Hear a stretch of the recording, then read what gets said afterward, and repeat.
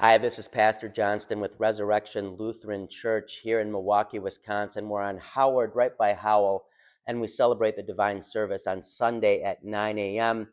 And I'm happy to be taking a few minutes with you today on this Monday as we look forward to the coming Sunday, to the divine service for the 9th Sunday after Pentecost.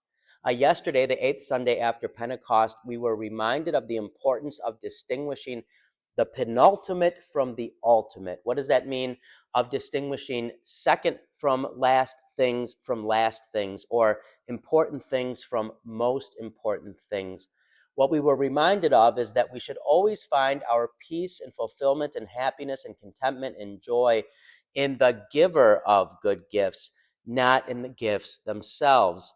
Otherwise, we turn the gifts into gods and we ask of them what they can't do, and we rob ourselves of joy and of peace and fulfillment. And we come to resent these good things because we've lost sight of the giver who gives them. This week builds on that theme as we see in our lessons today how faith frees us from becoming consumed by the gifts we just talked about in the present and forgetting the past or not looking to the future.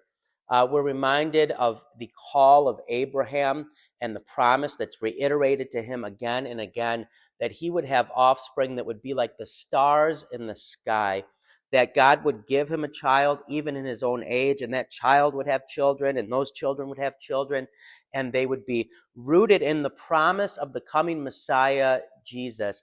And Jesus would eventually come from Abraham's line, and all who believe in Jesus then would be sons of Abraham, so that Abraham would have all these children like the stars in the sky.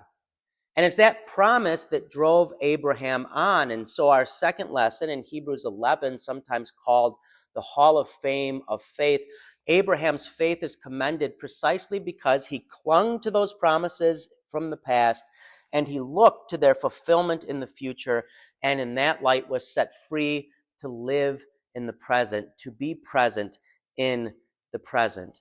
And that's what we strive to do as well. Jesus tells us what that looks like in the Holy Gospel. He says, look at the wildflowers, look at the birds of the air, how marvelous they are, how beautiful, and how they can alight and fly, all these amazing things when you just kind of take time and look at them and consider them. And Jesus says, look at those things. If God so cares for them, how much more does he care for you?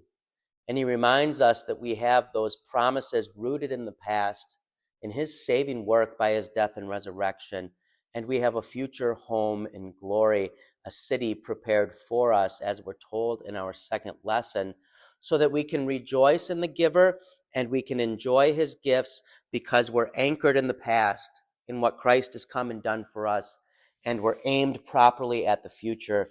We know where we are going, so we can enjoy God's gifts now and use them for the good of our neighbor. We hope you'll join us Sunday at 9 a.m. for divine service. And if you're in the area and you don't have a church home, if you've been looking for a service to check out somewhere, again, we gather on Sunday at 9 a.m. If you do have a church home, we hope you'll gather there, but join with us under the same God in Christ and hear this important message that the good news of the gospel sets us free by both anchoring us in the gospel, but then also aiming us in the right way towards that future glory that awaits us through the same saving work of Jesus Christ. Until next time, God bless.